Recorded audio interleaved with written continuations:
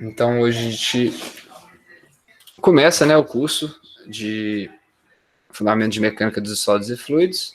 A primeira parte do curso é esse capítulo 12, que vai falar um pouco sobre equilíbrio, né, e elasticidade. Essa parte de equilíbrio, ela vai ter a ver, né, exatamente com o que está falando aqui, né, o equilíbrio de forças. Então, seriam condições em que várias forças podem atuar no corpo para que ele fique parado. E aí nós vamos entrar com o somatório das forças transversais e o somatório das forças de rotação, que são os torques. Na parte de elasticidade, a gente vai ver deformação de um corpo quando ele sofre alguma deformação, uma ponto de força, né, que seja em alguma direção ao longo da sua estrutura. Então, essa força pode ser cisalhante, ela pode ser uma força para esticar o corpo, para comprimir o corpo. A segunda parte do curso, então, dessa primeira parte do curso, a gente vai ver isso. Então, começando nessa primeira sessão sobre o equilíbrio, né, a ideia, né, entre os objetivos que a gente vai ver nesse curso é conhecer a diferença entre o equilíbrio e o equilíbrio estático, porque um corpo pode estar em equilíbrio mais em movimento, né, igual a gente viu pela segunda lei de Newton, né? Conhecer as condições de equilíbrio estático, saber o que é o centro de gravidade e qual é a relação do centro de gravidade com o centro de massa. Então, e por último, né, dado uma distribuição de partículas, calcular as coordenadas do centro de gravidade e do centro de massa dessa distribuição. No curso de Fundamentos de Mecânica, a gente chegou a ver a parte de translação pura e rotação pura, né? Então, aqui a gente vai ter que usar esses dois conjuntos de conhecimento para solucionar os problemas. Sobre o centro de massa, eu acho que a gente viu, né? Não lembro se a gente viu sobre o centro de massa, mas o sistema de partículas a gente não viu. O centro de massa, vocês lembram? Se eu cheguei a passar? Acho que passou sim. Acho que passei, né? Mas aqui então vai ser basicamente uma revisão. Partículas.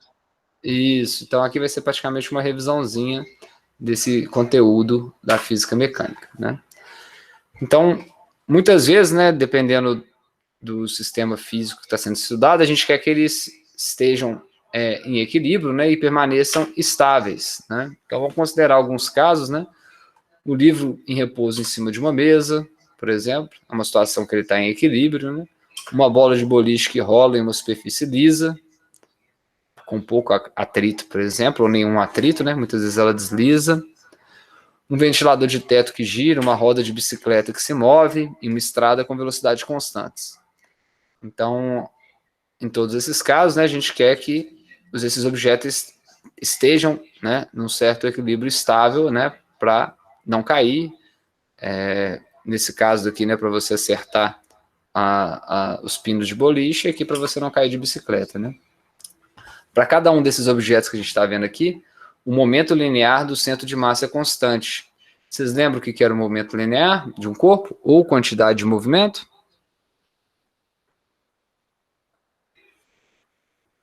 A gente viu como sendo, né, o produto da massa vezes a velocidade, né, a quantidade de movimento linear. Então, se o momento linear do centro de massa é constante, significa que nessas três figurações, ou a velocidade é zero, ou a velocidade é constante durante o movimento. O momento angular em relação ao centro de massa ou em relação a qualquer ponto é constante. Então, nesses dois casos aqui, né, onde tem rotação, né, a bola que está rotacionando até acertar os bilhares aqui, ou a roda da bicicleta, né, a gente também tem essa conservação do momento angular, ou seja, nesse caso que a gente está citando, né, a velocidade angular é constante. O que seria o momento linear angular ou a quantidade de movimento angular? Assim como no movimento de translação, aqui é a massa vezes a velocidade, quando a gente fala do momento angular, a gente também está falando de uma certa inércia ao movimento de rotação e a uma velocidade de rotação. Então, aqui a gente usa a massa e a velocidade, aqui a gente usa o momento de inércia e a velocidade angular. A gente chegou a ver no capítulo do semestre passado, né, em Fundamentos de Mecânica, como que a gente troca as variáveis de translação pelas de rotação, e as equações são basicamente a mesma.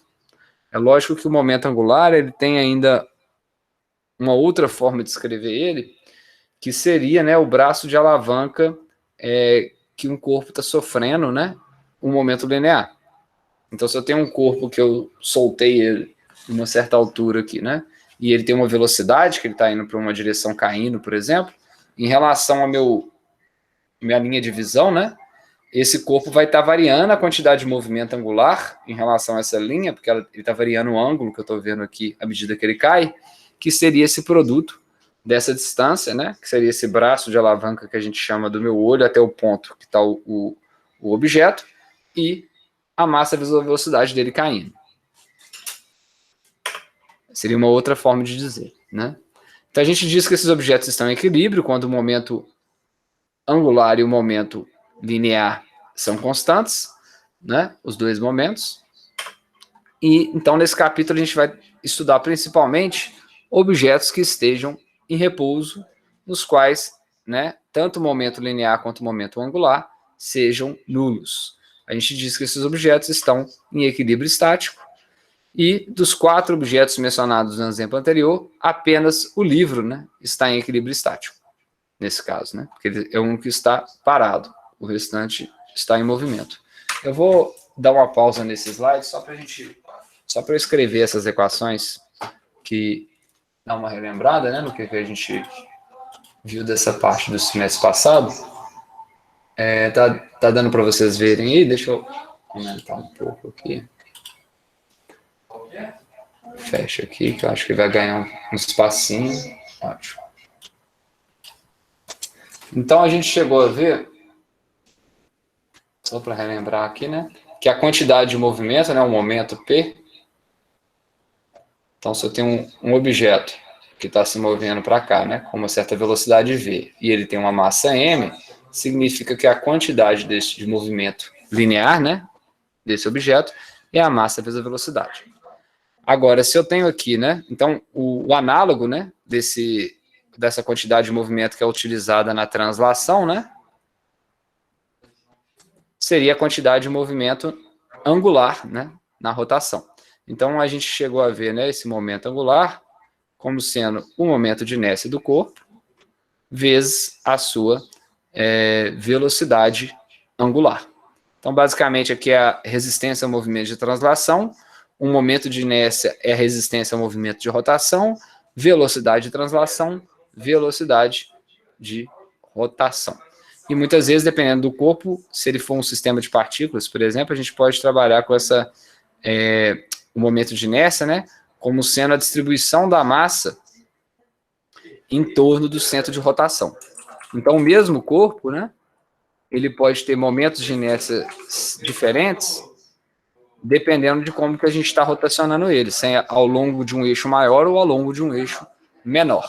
Né? Isso a gente viu um exemplo fácil da gente enxergar aqui, né? Se você pega um cabo de vassoura e rotaciona ele com a mão nesse sentido, a gente tem uma certa resistência ao movimento de rotação, que é bem baixinha, porque o raio em relação ao centro de rotação, que é esse, é muito pequeno. Agora, se essa mesma vassoura, eu tento rotacionar ela aqui agora, ó, né, em relação a esse centro, né, girar ela agora, eu seguro no centro dela e rotaciono, talvez fique um pouco parecido os dois aqui, né, mas se eu rotacionar agora ela, vamos colocar assim, ó, nessa direção, aí eu já tenho uma distribuição dessa massa com um raio maior, e aí a dificuldade que eu sinto é muito maior. Uma outra forma de descrever, que a gente viu o momento angular, né, foi em relação ao observador. Então, se eu tiver aqui, né, um cara observando um certo objeto, e esse objeto tem uma certa velocidade, uma certa massa, em relação à perspectiva, né, desse observador, à medida que esse objeto cair, então vamos supor que num certo momento, ele caiu para cá, né, ele veio para essa direção daqui, mantém a mesma velocidade, não importa, eu estou tendo uma mudança, ó, eu estou tendo uma variação angular em relação a esse meu ponto de observação. Então, se eu tenho essa distância, se eu chamar essa distância aqui de R, né, entre o ponto de observação e a distância do corpo, eu posso descrever esse movimento meu, a quantidade de movimento angular, como sendo esse braço de alavanca, vezes, né, o produto vetorial, né, com o meu momento. Né? Então, seria uma outra forma de encontrar a quantidade de movimento angular. Né? Devido ao caráter desse produto vetorial, né, a gente aprendeu a escrever isso daqui em módulo, né, como sendo RP. E aí, qual que é o caráter desse produto? Né? O momento angular ele é simultaneamente perpendicular ao raio, que está aqui, né, o vetor, né, que mostra a vetor posição inicial, e simultaneamente perpendicular ao P, né? Aqui seria, né? Então, P igual a mv, nesse caso.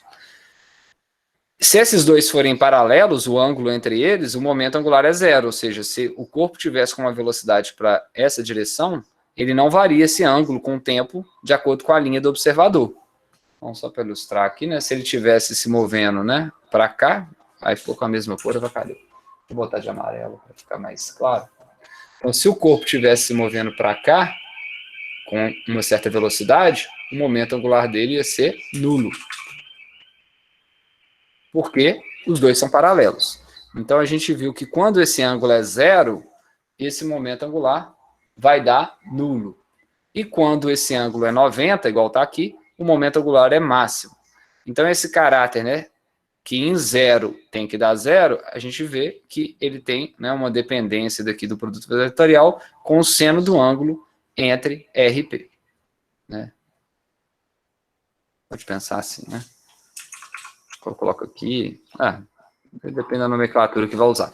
Então, quando o ângulo entre eles é zero, esse produto dá zero, quando é 90 dá máximo, quando é algum valor independente entre eles, aí se calcula esse produto. E uma forma de calcular esse produto, só para vocês, né, lembrarem também, no produto vetorial, seria escolher um sistema de coordenadas, sei lá, IJK, por exemplo, retangulares, e aí a gente coloca nessa primeira fileira as componentes de R, então R pode ter a componente X, Y, Z, e aqui as componentes do momento, Px, Py, Pz. E aí o determinante dessa equação vai te dar o momento angular do corpo. É só uma revisãozinha aí dessa parte do momento angular e da quantidade de movimento linear. Vamos continuar aqui. Então, foi discutido nesse módulo 8.3, né? Que deve ter sido provavelmente no volume 1, né? Se um corpo retorna ao estado de equilíbrio estático após ter sido deslocado pela ação de uma força, a gente fala que ele está no equilíbrio estático estável, ou seja, o corpo está parado. Eu movi ele um pouquinho com o meu dedo. Se ele continua parado, depois desse deslocamento, a gente fala que ele está no equilíbrio estático estável. Agora, se a gente faz uma pequena força e o corpo se desloca, né, de forma permanente, e ele sai dessa condição de equilíbrio, a gente fala que ele está no equilíbrio instável. Então, aqui está um exemplo de 3 corpos, né? No equilíbrio instável, né? Igual, por exemplo, essa bolinha está se equilibrando nesse meio de arco de circunferência. Se eu vir cá e dar um toquinho nessa bolinha, ele vai sair desse estado de equilíbrio e vai rolar para um lado ou rolar para o outro. Então, esse é o equilíbrio instável. Nesse estável, se eu empurrar essa bolinha um pouquinho para a esquerda, ela vai voltar para essa posição de equilíbrio e vai parar. Aqui é uma posição de equilíbrio estável e aqui o corpo está indiferente. Né? Se eu empurrar, ele não vai voltar para nenhuma posição, ele vai ficar novamente nessa nova posição. Né? Então, um exemplo que a gente tem aqui nessa pedra, né, que desse local aqui, Shutterstock, tem que ver onde é que é essa cidade, né? Ele está em equilíbrio estático estável, né? Senão, qualquer vento que batesse aqui seria o suficiente para derrubá-lo. Aí a gente vai ver agora qual que seria, né, as condições para a gente ter esse equilíbrio estável do corpo, né? Como que teria que estar a base desse corpo em relação ao centro de massa. Então, nessa parte A da figura aqui, a gente está vendo um corpo que está com o equilíbrio, a gente fala, né, nesse caso da figura, o equilíbrio é instável. Instável por quê, né? A gente está com o centro de massa, ó, o corpo foi tombado, e o centro de massa está no limite dessa aresta de apoio. Né? Se ele estiver fora dessa aresta de apoio, né, que nesse caso daqui, né, qualquer forcinha que você fizer a mais aqui, e ele sai dessa aresta de apoio, ele vai resultar numa queda. No caso do corpo C, ele está em equilíbrio estável, né? Porque o centro de massa está exatamente dentro da linha de base, né? Onde ele está se encontrando com o corpo. Mas é lógico, né? Se a gente empurrar um pouquinho esse corpo, até o limite dessa aresta de apoio, ele possivelmente vai voltar para sua condição de equilíbrio estável. Se a gente passa um pouquinho, acontece o que aconteceu no caso B. No caso D aqui, o corpo ainda é mais estável, porque a gente ainda tem uma base muito maior, né? Então eu posso empurrar bastante, né? Girar bastante esse corpo em relação à base, que ainda assim, enquanto tiver o centro de massa, né? Igual a gente está vendo aqui, dentro dessa região da base de contato, ele vai cair e voltar para essa posição de equilíbrio. As condições de equilíbrio pela segunda lei de Newton, na forma linear e na forma angular, é que o somatório de forças das forças resultantes de translação é igual a zero e a soma dos torques resultantes é igual a zero. Então, se a gente tem aqui 3 forças atuantes, né, em relação a esse corpo, se essas 3 forças são equivalentes ou se anulam, né, de tal forma que esse somatório dá zero, a gente fala que esse corpo está em equilíbrio. Da mesma forma, né, nesse segundo exemplo que a gente tem aqui, a gente tem uma balança, né, um pêndulo, né, ou uma balança, pode imaginar assim, com um ponto de apoio e 2 corpos, M1 e M2, que estão aqui sobre essa balança. E aí ele está em equilíbrio, né, nesse caso, né, ele está em equilíbrio, porque a massa de cá, apesar de ter uma distância diferente desse ponto de apoio, menor, possivelmente essa massa ela possui um valor maior, né, do que M2, de tal forma que ambas as massas, né, estejam em equilíbrio em relação a esse ponto de sustentação. Aqui é só para mostrar as forças que estão atuantes. Então a gente tem a força peso dessa bloco, a força peso 2 do bloco 2, a normal, que é a relação do ponto que está em contato com esse triângulo, que seria onde ele permitiria esse movimento, um torque, né, numa direção ou outra, né, igual um balanço mesmo, e aqui seria a força peso da haste. Então aqui a força peso está realizando um torque nesse ponto, da haste, né, a força peso do bloco 2 está fazendo um torque em relação a esse ponto, e em contrapartida a massa 1 está fazendo um torque em relação a esse ponto, que está em equilíbrio com essas duas forças e com esse torque. Então aqui a gente teria o somatório das forças de translação igual a zero, ou seja, a normal tem que ser igual a P1 mais P mais P2, e o somatório dos torques é igual a zero. Então, P vezes o braço de alavanca, que é essa distância, em relação a esse ponto, mais P2 e esse braço em relação a esse ponto, exerce o mesmo torque que P1 nesse braço até o ponto de contato. No caso da normal, como ela está longitudinal aqui, né, em relação ao ponto, ao braço, ela não exerce torque. Então, para que haja equilíbrio, a soma vetorial das forças externas deve ser nula e a soma vetorial dos torques externos que agem sobre o corpo medido em qualquer ponto deve ser nula. Eu vou dar uma pausa aqui também para a gente relembrar, né, um pouco a relação do torque e a relação da força. Né, a força é mais trivial, né? Essa que a gente viu na segunda lei de Newton, né? F igual a ma. Nesse caso aqui, né, a gravidade que está atuando seria mg, quando a gente está falando das forças pesos, né, do corpo. Agora o torque, né, a gente viu ele de duas formas. A gente pode escrever ele de uma forma semelhante a ma, onde a gente, né, pela segunda lei de Newton, qualquer força que tenta mover um corpo de translação, ele vai ter uma resistência, uma inércia a se mover esse movimento, que é dado pela massa. Aqui vai ser dado pelo momento de inércia, que é a resistência ao movimento de rotação. Aqui a gente está falando da aceleração, né, de translação. E aqui a gente vai falar da aceleração de rotação. Então, esse aqui seria o análogo da segunda lei. Né? Uma outra forma que a gente viu essa equação também é que se um corpo tem uma variação da sua quantidade de movimento, significa que ele foi submetido a uma força.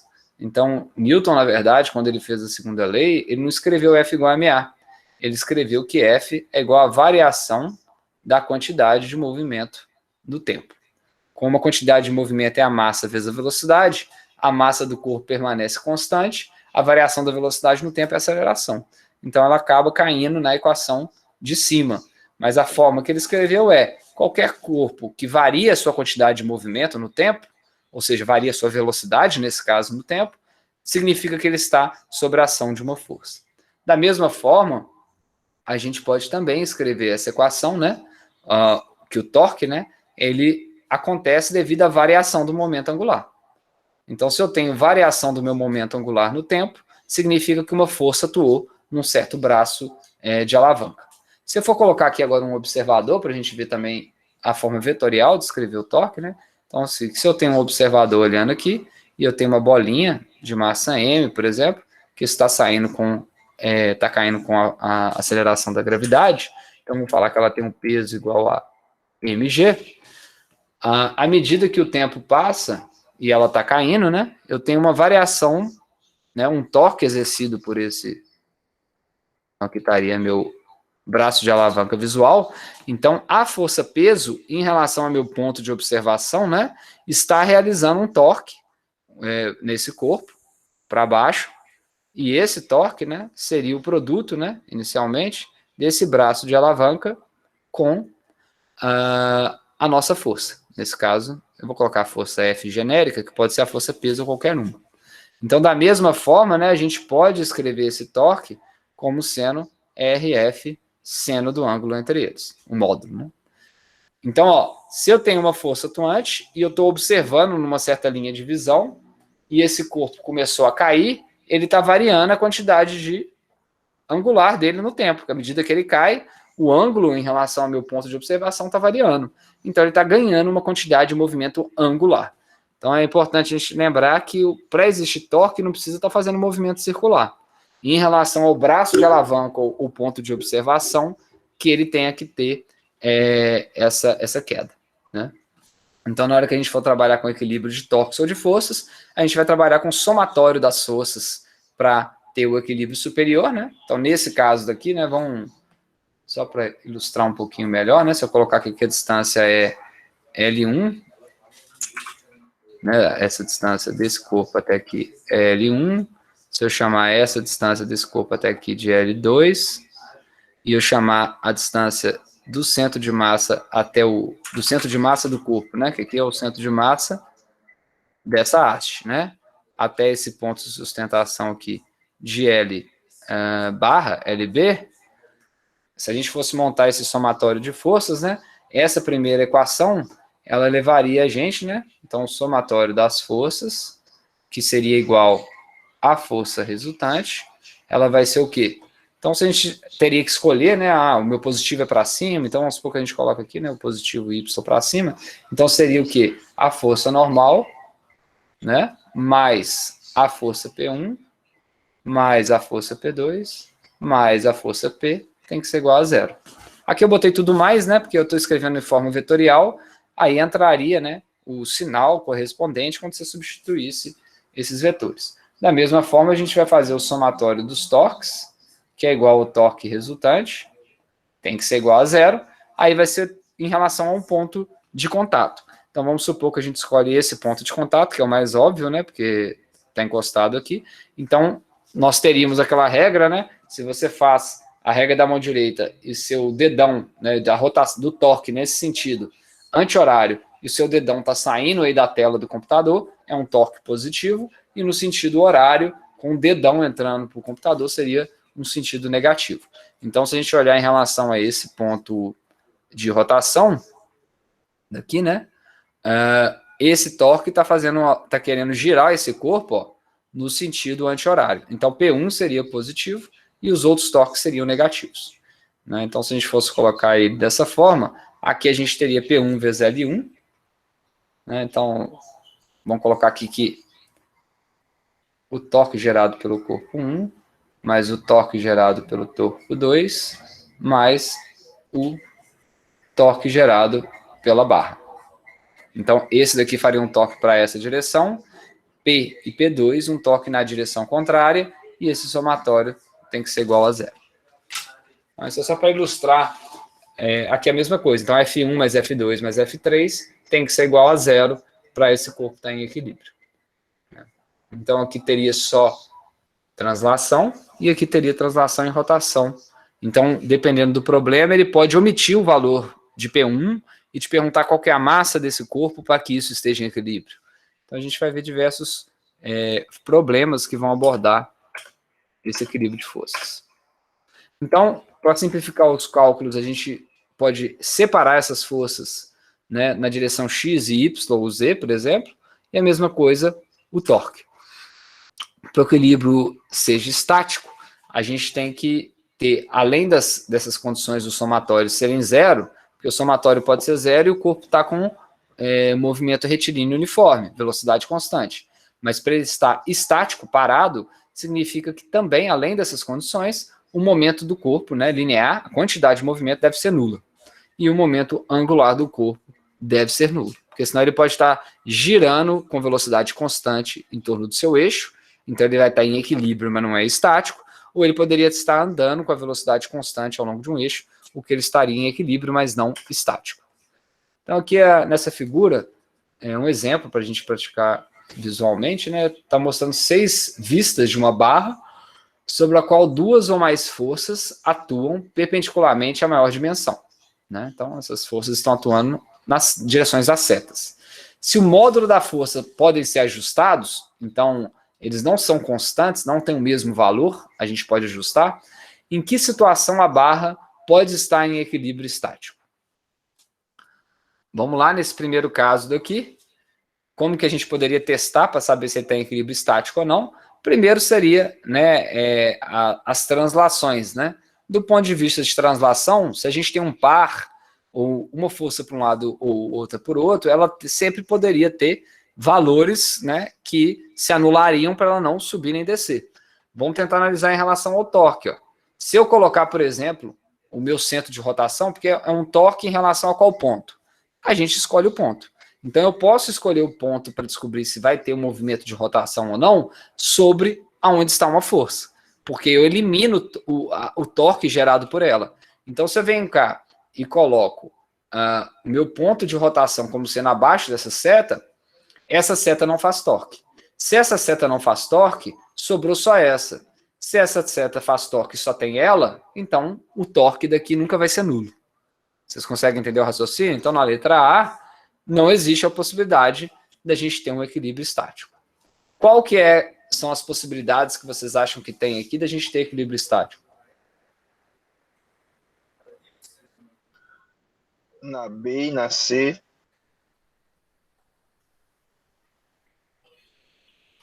Vamos pensar aqui na letra B, né?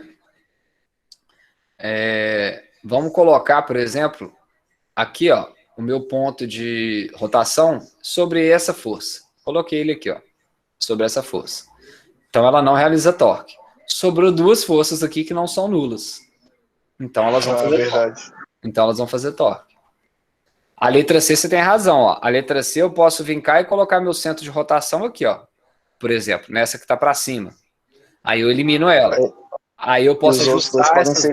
Isso, eu posso ajustar, porque essas forças não são iguais, né? Elas podem ser ajustadas adequadamente. Então, eu poderia colocar para eliminar essa e ajustar essa força e essa para que não tenha torque. A letra C está certinho.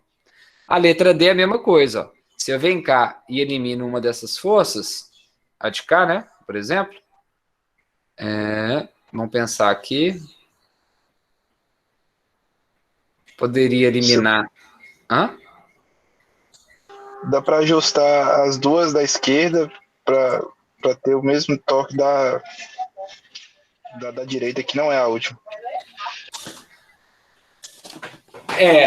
E não é, né, pessoal? Essas 3 aqui, ó, vamos pensar aqui, essas 3 últimas aqui, basicamente elas têm 2 forças para cima e 2 para baixo. A única coisa que diferencia mais aqui é a posição que estão essas forças, né? Então, com certeza, a posição vai fazer muita diferença, né? Então, teria que pensar um pouquinho mais, né? Para colocar isso daqui, porque, lógico, visualmente, né? Se eu tenho 2 pares para cima e 2 pares para baixo, eu posso falar que elas sempre se eliminam. Sempre poderia achar, né, que a força de cima é igual à força de baixo para rotação, para translação. E imaginar que todos os torques seriam possíveis. Mas não. Nesse caso daqui, vamos tentar tirar o argumento de alguma, né? Então, ó, se eu... Vamos escolher uma aqui. Vamos supor que eu elimine essa força em relação a esse ponto que está aqui. Essa mais da direita que eu tenho aqui, né? Coloquei aqui meu ponto de rotação. Se aqui eu tenho meu ponto de rotação, né? Eu tenho duas forças que têm braços de alavanca para o lado de cá, concorda? E uma força que tem um braço de alavanca para cima. Num primeiro momento, elas poderiam estar em equilíbrio, sim, né? Em relação a esse ponto de rotação. Só que, para elas estarem em equilíbrio, lógico que quantitativamente seria mais fácil de mostrar isso, né? Se a gente escrever esses valores, né? Essas duas forças, elas têm que ter, principalmente essa aqui do fundo, ó, ela tem que ter um valor muito pequeno, porque o braço de alavanca dela é muito grande. Então, essa força é muito pequena.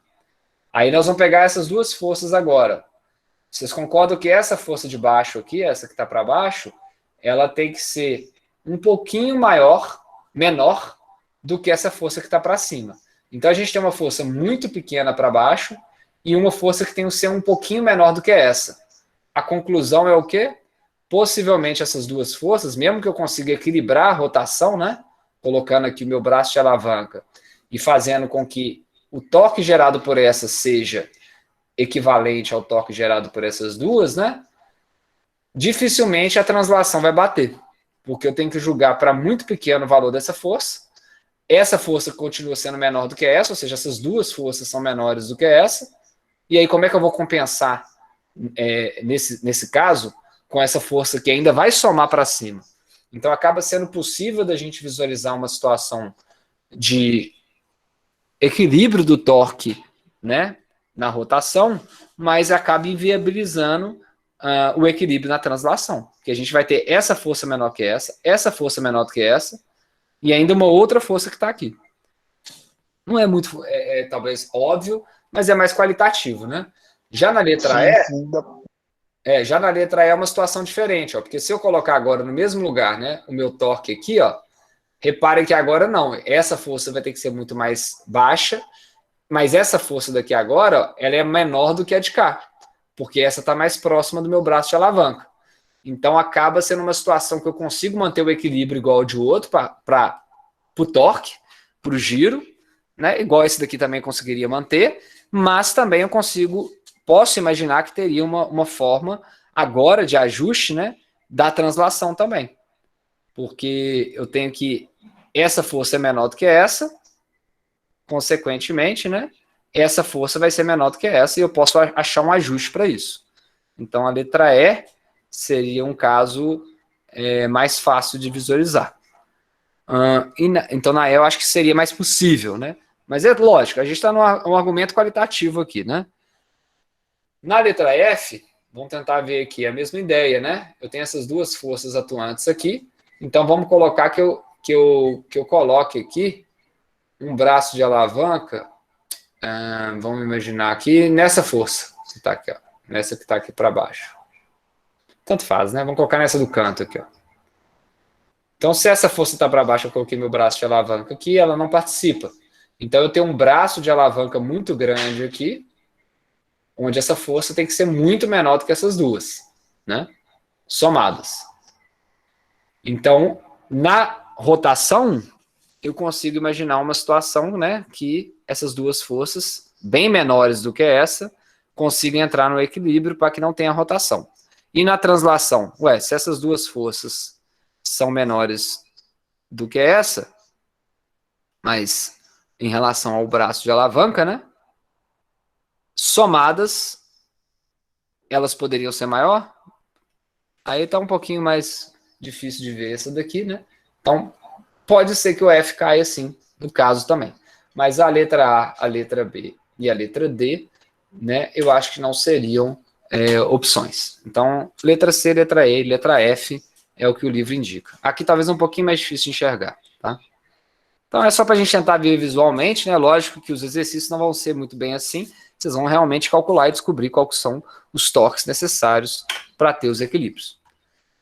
A força gravitacional que age sobre um corpo é a soma das forças gravitacionais que agem sobre as partículas do corpo. Então, a gente pode imaginar que se a gente tem um corpo maciço, a força gravitacional total é a mesma coisa do que se a gente dividisse esse corpo em 100 partes e pegasse a força gravitacional de cada uma dessas partes e somasse. Então, a gente pode simplificar o problema dizendo que a força gravitacional age sobre o centro de massa. Isso é verdade para a maior parte dos casos, principalmente quando a gente está próximo da superfície da Terra. Então, a força gravitacional age efetivamente sobre um único ponto do corpo, que a gente chama centro de gravidade. E esse centro de gravidade a gente vai considerar nesse curso que ele é igual ao centro de massa, mesmo que muitas vezes isso não acontece. Então, essa hipótese é válida no seguinte caso: se G é igual para todos os elementos de um corpo, o centro de gravidade do corpo coincide com o centro de massa. Quando que a gravidade não vai ser igual para todos os elementos de um corpo? Se esse corpo for muito extenso, e aí a gravidade varia sensivelmente com a altura. Então, não é o caso do que a gente vai estudar aqui. Então, a gente pode demonstrar que isso é verdade comparando a soma dos torques da força da gravidade sobre cada partícula do corpo com o torque sobre o centro de gravidade. Então, nesse caso, a gente tem um corpo aqui com esse formato esdrúxulo. Aqui é o ponto que ele tem, a origem, seria o ponto onde ele pode rotacionar em relação à origem. E aqui seria uma linha de ação, por exemplo, de um elemento de massa MI que sofre uma força-peso, força da gravidade desse elemento I, que é a massa I vezes a gravidade.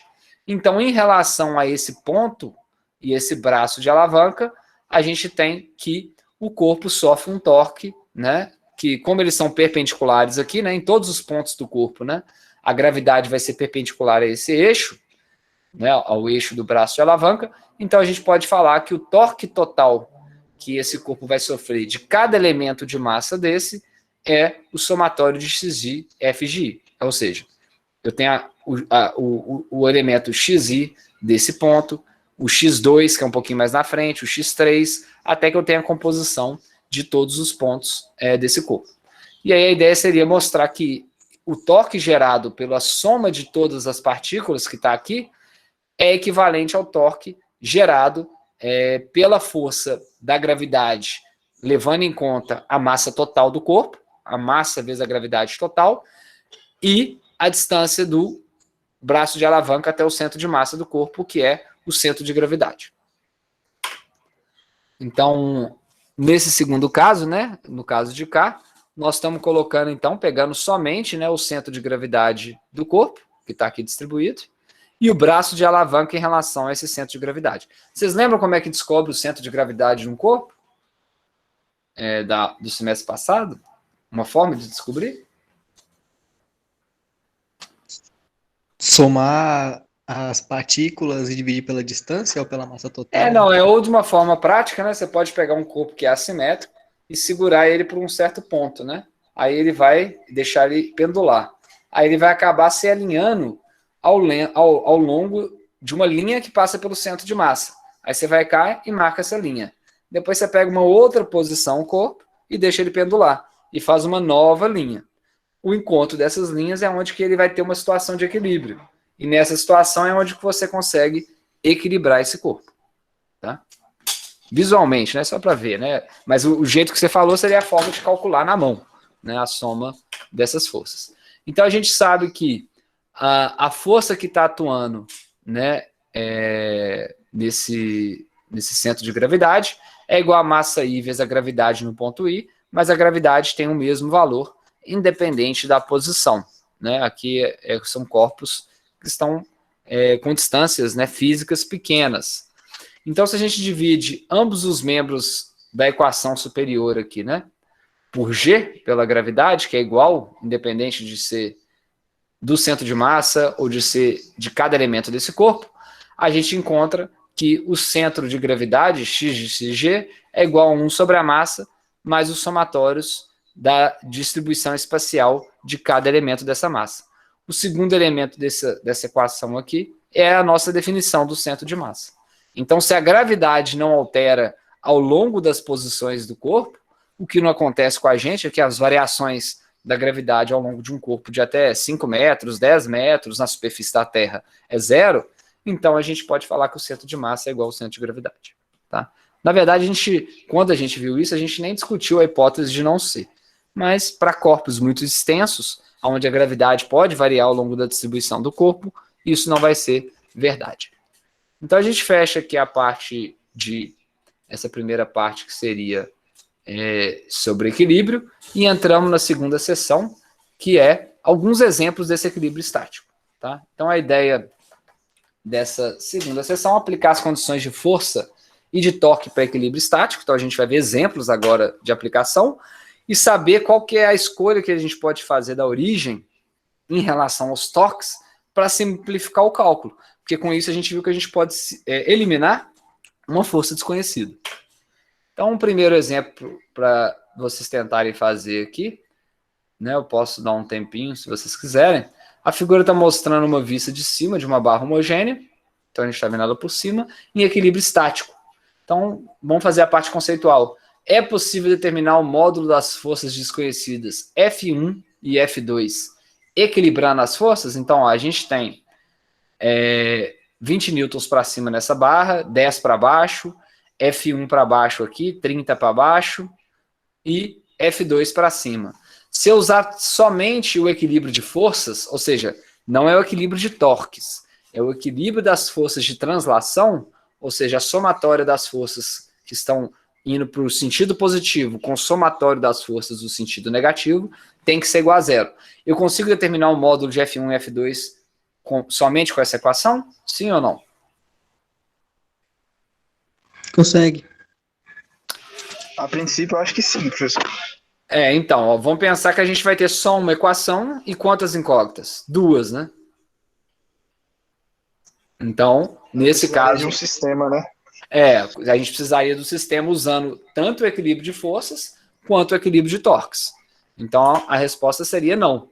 Porque seria lá 20 mais F2 é igual a 10 mais F1 mais 30.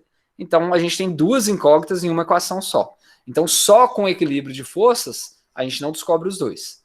Se você está interessado em determinar o módulo da força F2, então agora eu quero descobrir qual que é o valor de F2.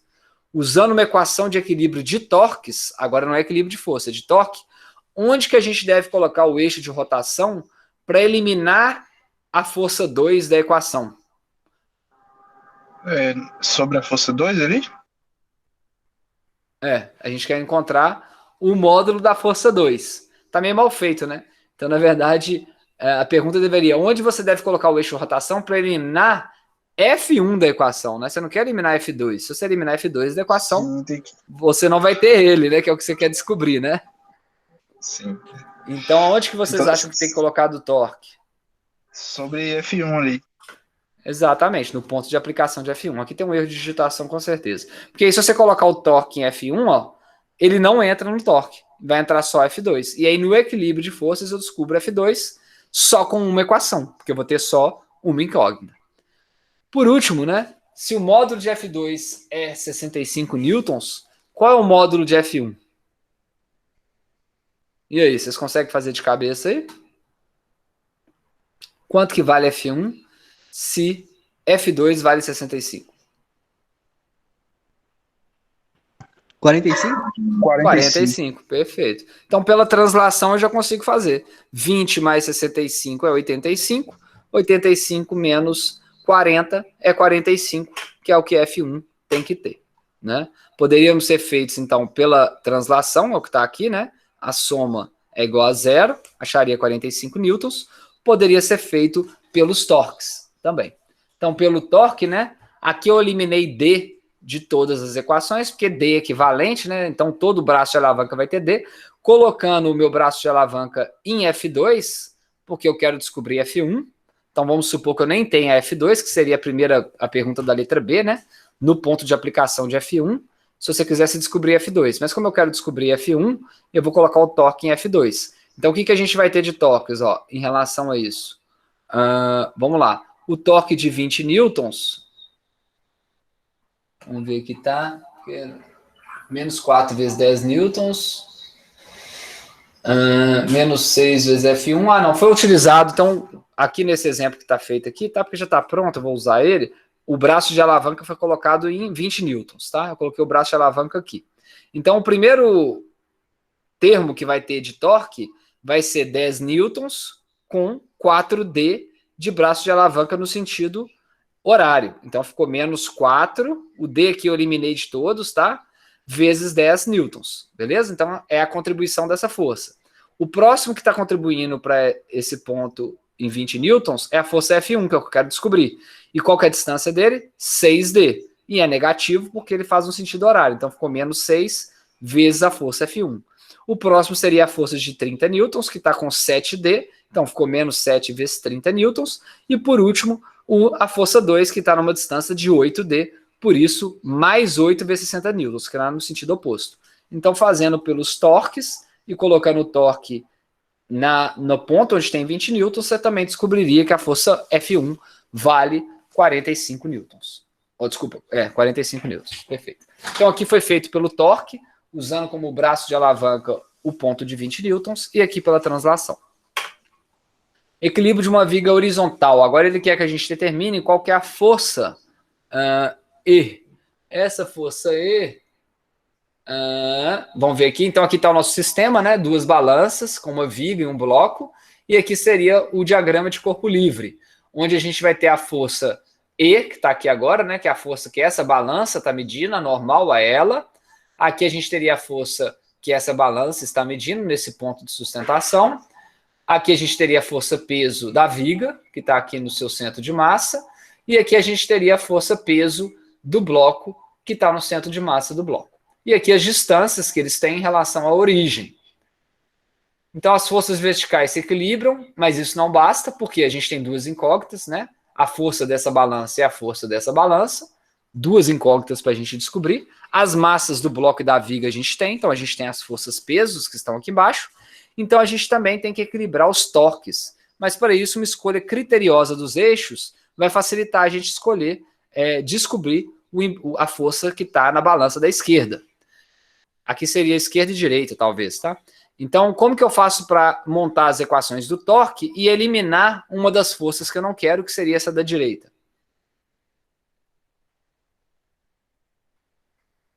Colocar o ponto de apoio debaixo da força da direita. Perfeito. Então, a gente vai calcular os torques, nesse caso, né?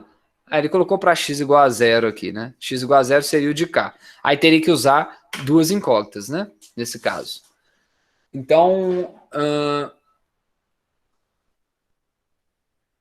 um quarto... então, colocando em x igual a 0, exatamente, né? A gente pode fazer na mão daqui a pouco, nós vamos fazer colocando o torque igual você sugeriu, que seria o certo, né? Aqui, para a gente eliminar a ação da nossa força R e só ter a contribuição de FE.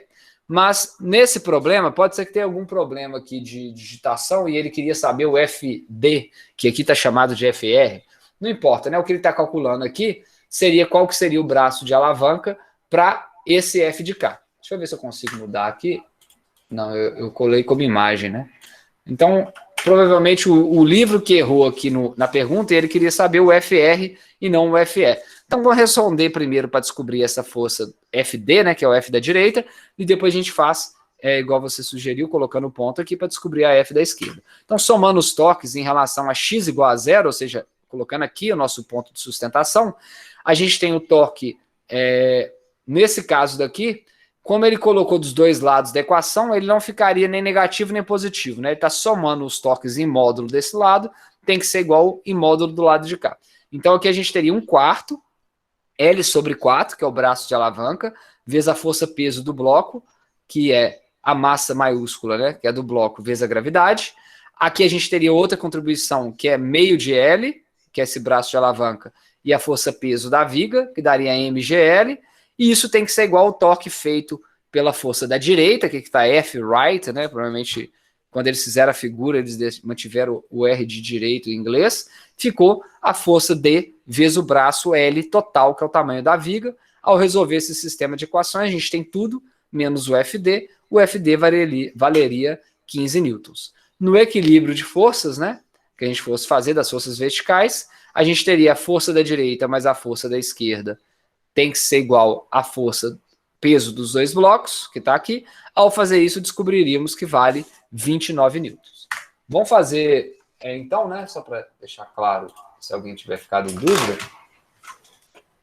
eu vou corrigir aqui agora, né, só para vocês entenderem. Então, na verdade, aqui, né, nessa pergunta que foi feita... Opa. Peraí. Ótimo. Então, nessa pergunta que foi feita, na verdade, não é o FE, ele queria saber o FD, e aqui seria FD. Tem um erro aqui e aqui.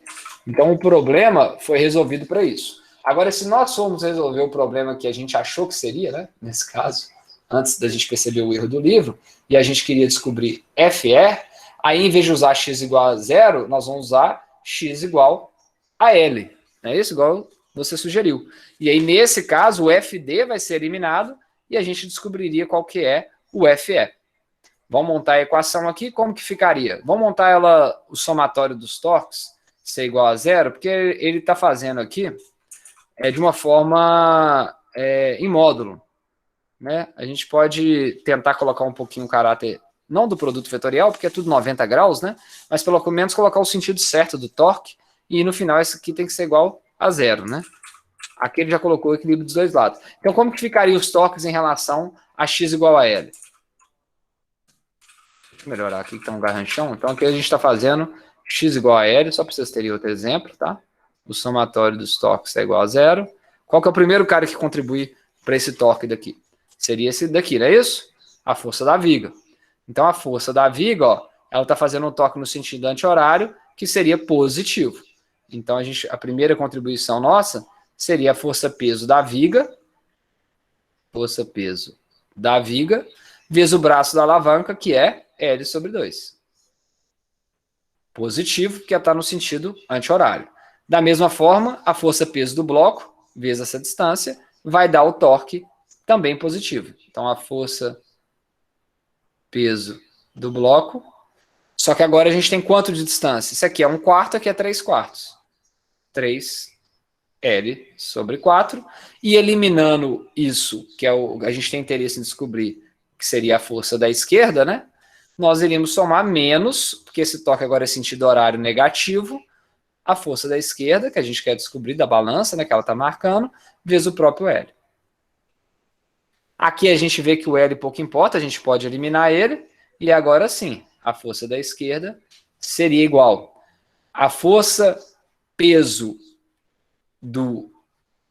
da viga sobre 2, mais a força peso do bloco vezes 3/4. Então, a força peso da viga é a massa da viga, é minúsculo, né, nesse caso, né?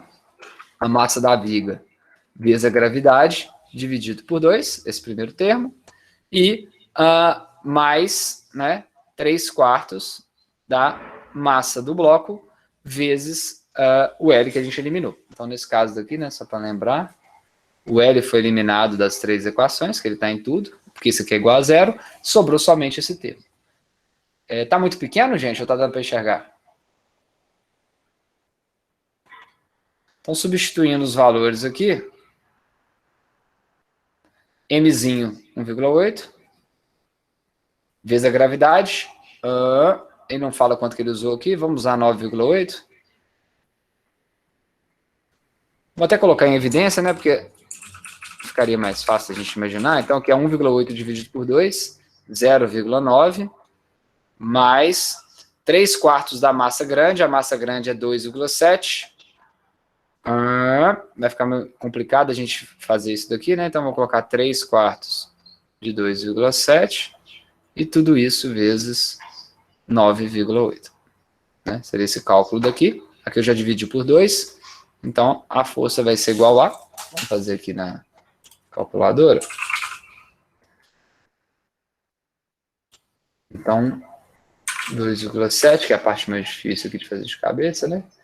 Vezes 3, dividido por 4, 2,05, mais 0,9, vezes 9,8. Então, a gente encontraria 28,65, que ele arredondou para 29, né? Então, só para provar aqui, né? 28,65, que é aproximadamente 29, se a gente arredondasse, newtons, que é o mesmo valor, né, que ele encontrou aqui, nesse caso, né, para as forças da esquerda. Aqui seria da direita. Beleza? Vamos só para mostrar que existem N formas de fazer, e a escolha, né, do centro que você vai fazer os torques é essencial para simplificar a resolução do problema. Vamos para mais um exemplo.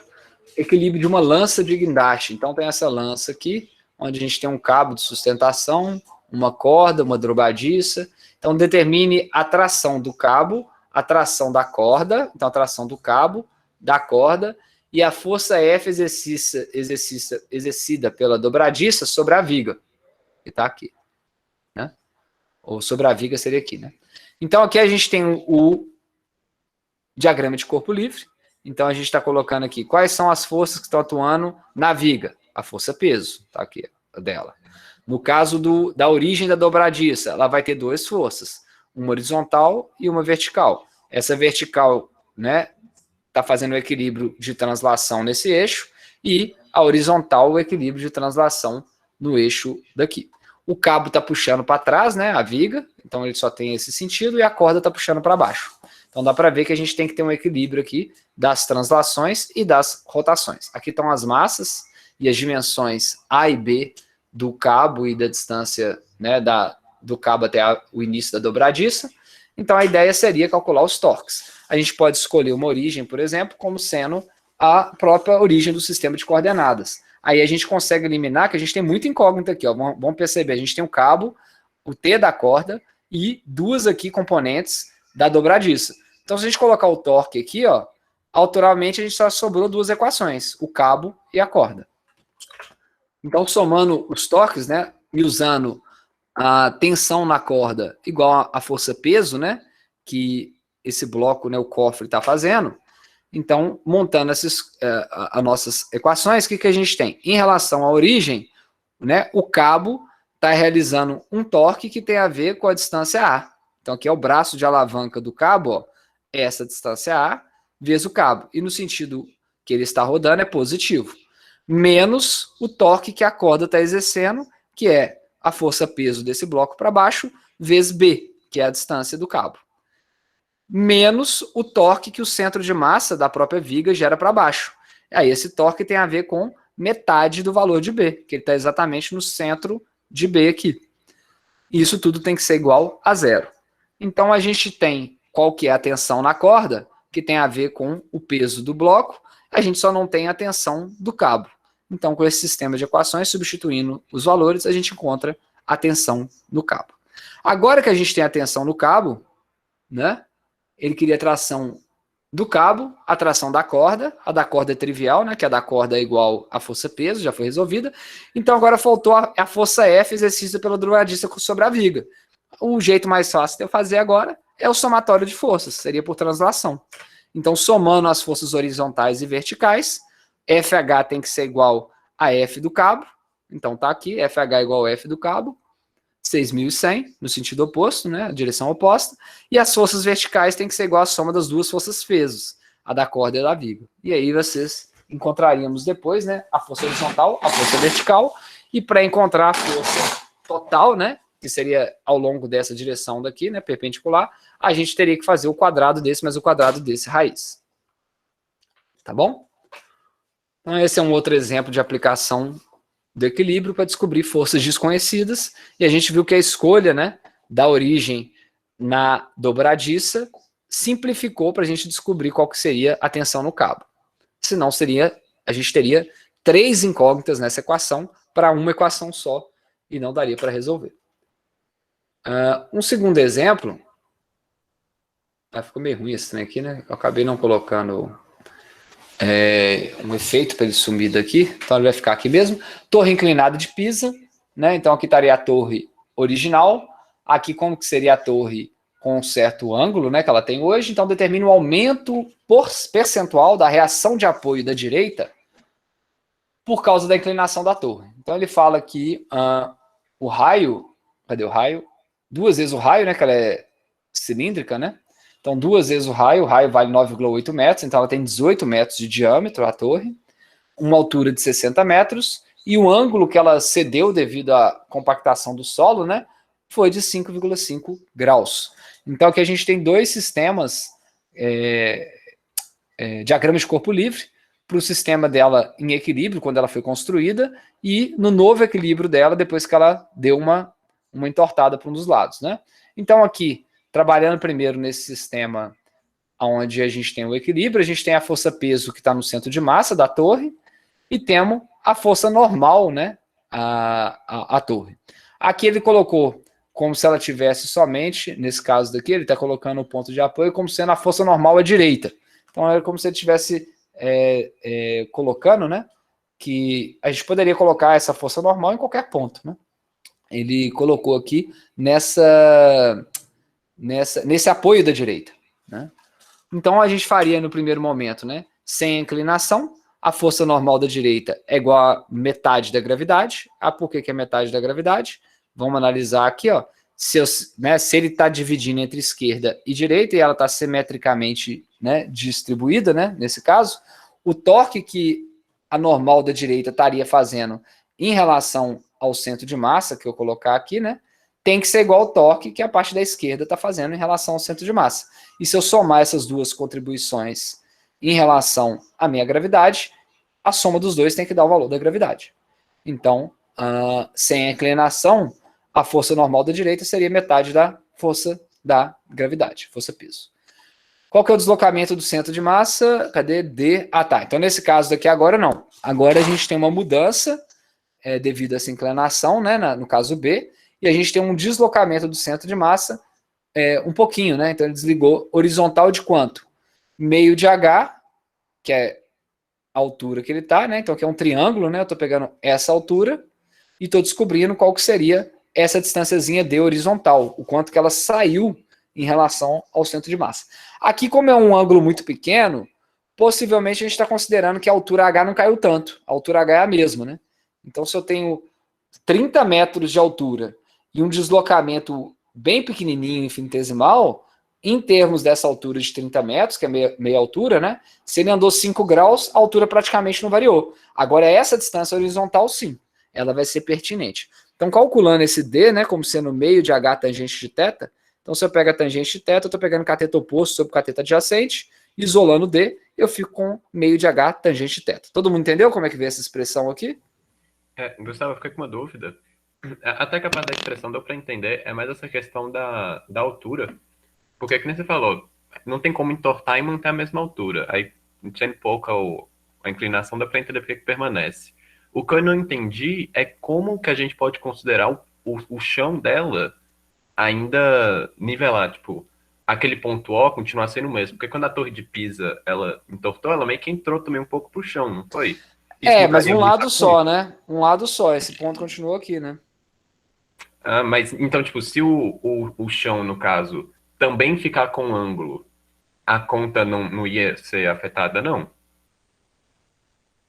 Então, o que está sendo afetado na conta por causa dessa curvinha que ele fez é a variação desse centro de massa, que agora ele estava localizado exatamente no centro geométrico do corpo, né? Vamos falar aqui, né? No centro da base do corpo, e agora ele está um pouquinho deslocado em relação à base do corpo. Como ela está dentro da linha de base, é equilíbrio estável.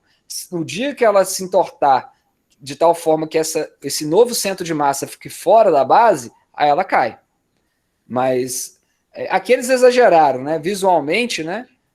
O que eu acredito que aconteceu é que cedeu um pouco no lado de cá. Aqui é um problema, é um modelo, né? Aqui não está representando o caso real, é só para ficar um pouco uma curiosidade. Então ele está considerando que o que diminuiu aqui foi só o lado de cá. Aqui ele continuou, é lógico que se cedeu, pode ser que tenha cedido os dois um pouco e virado, mas de fato a torre ela tem uma inclinação que você consegue ver a olho nu, né? Uhum. Eu não sei se é 5,5 graus, né? Mas é uma inclinação que dá para você perceber dela, né? E aí ele está considerando que esse ponto continuou mesmo. Aí esse aqui afundou um pouquinho, mas é igual eu estou falando aqui, ó. Aqui o nosso H, né, é 30 metros, né?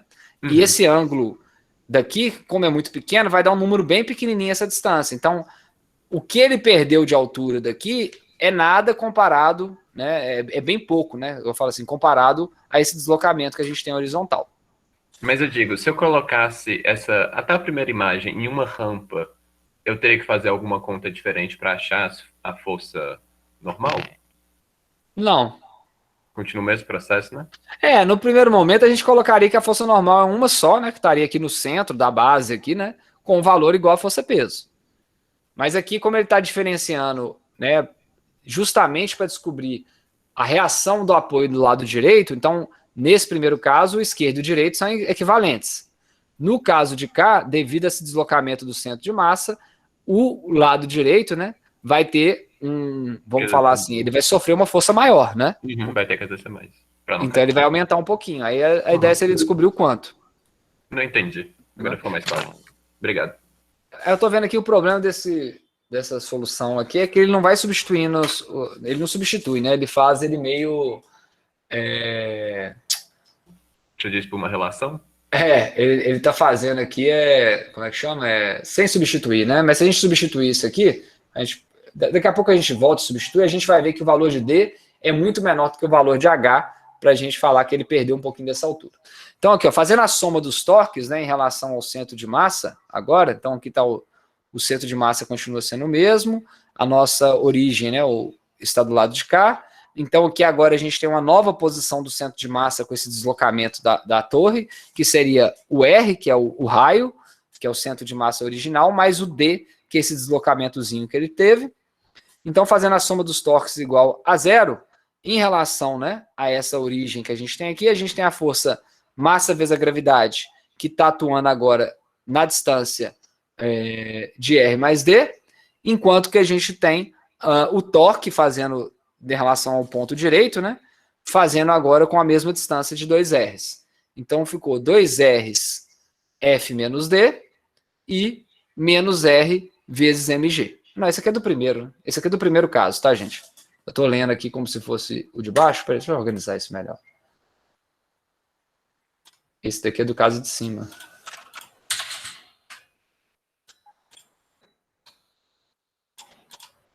Vamos fazer um trem direito aqui. O problema é que esse cara tá sem animação. Aí ele ficou avacalhado aqui. Vamos colocar ele...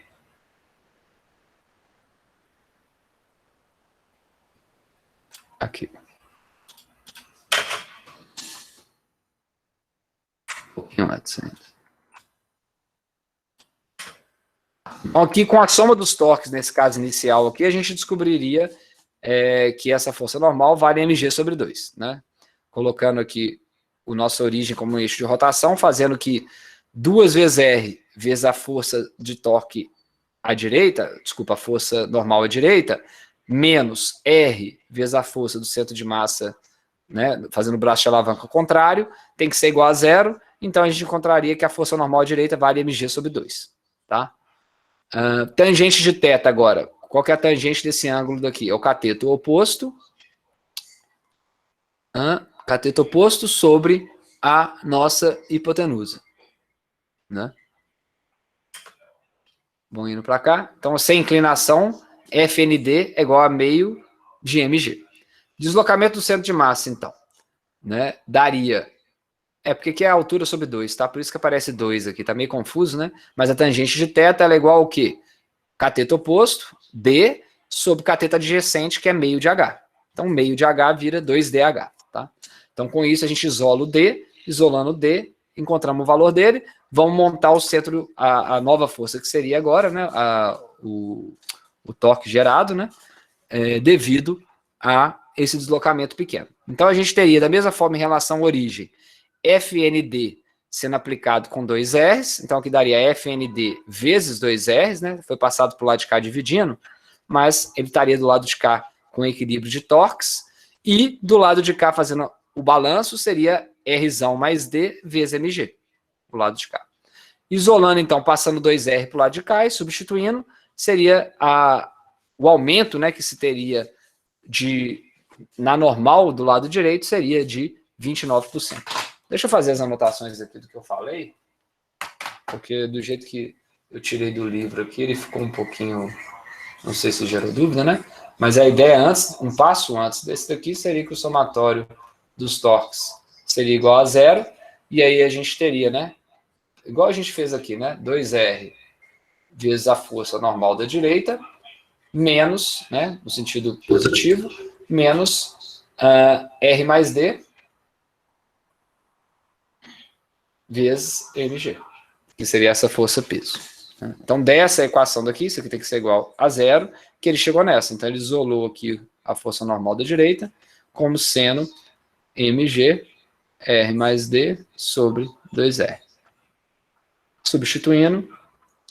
Aí qual que foi a jogada que ele fez? Ele fez isso para descobrir a razão entre as forças, né? Porque ele quer saber o aumento percentual. Então, a gente sabe que aqui FND varia mg sobre 2, e aqui varia isso. Então, chamando isso aqui de FND linha, né, que é na situação 2, o FND linha na situação 2 sobre o FND, que é esse anterior, daria isso dividido por mg sobre 2. Então, ele daria 2R mais D sobre 2R, que daria R mais D sobre R. Tá? Então, R vale 9,8, mais D dividido por R daria 29. Vamos calcular D também? A gente vai calcular o D aqui, que a gente... Então, é meio da altura dividido por 2, então é meio de 30 metros, vezes tangente de 5,5 graus.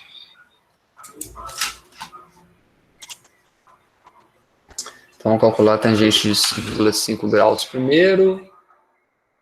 Estou em graus aqui. Vamos calcular a tangente logo. Está aqui. Tangente, seria esse valor. Vezes 30 dividido por 2, 15. Então, ele daria... eu falei que é pouquinho, mas não é tão pouquinho esse não, né? 1,44 metros, né? Então, ele deslocou 1,44 metros para o lado. Se a gente fazer essa conta daqui agora, né? Substituindo o raio de 9,8 mais 1,44 dividido por 9,8, a gente encontraria 1,14. É isso? Fiz certo a conta?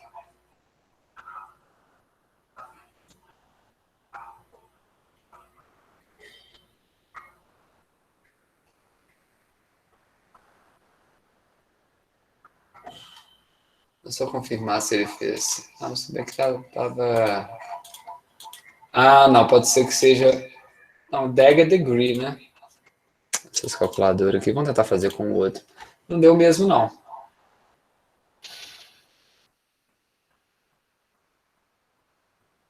Vamos ver se eu errei alguma parte da conta aqui. FND está igual a dele, né? R mais D vezes mg sobre 2R.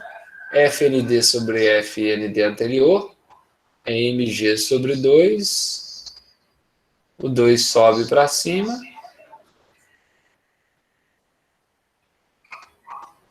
Corta. R mais D sobre R.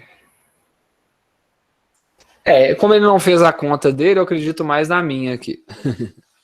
Né? Mas vocês entenderam a ideia. Né? Eu não sei se o que ele errou, não dá nem para descobrir se ele errou ou o que errou, porque ele não substitui número nenhum, né? Mas pode ter sido algum erro de conta. A equação é a mesma.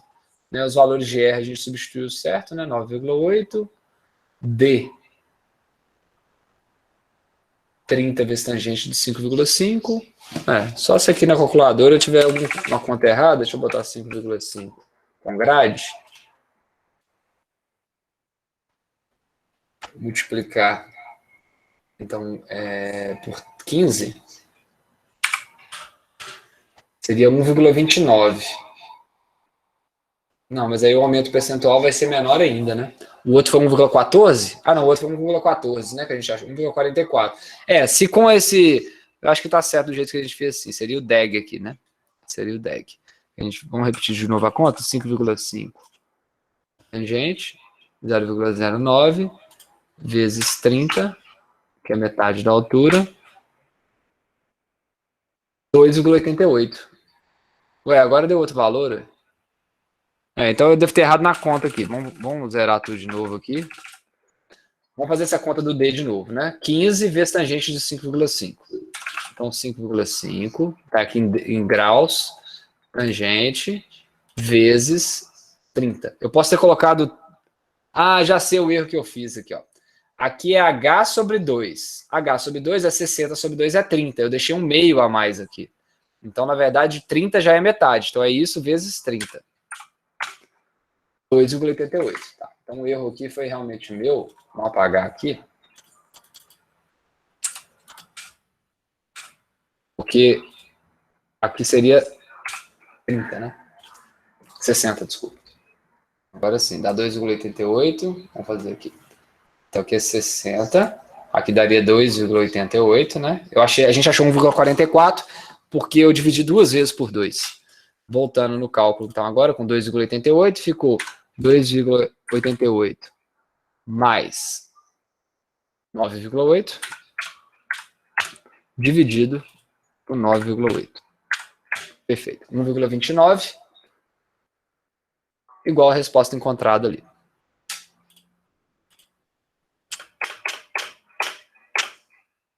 Então, eu vou encerrar por aqui a aula de hoje, tá? Na aula que vem a gente entra na parte de elasticidade, que seria a última sessão que a gente vai ver desse livro.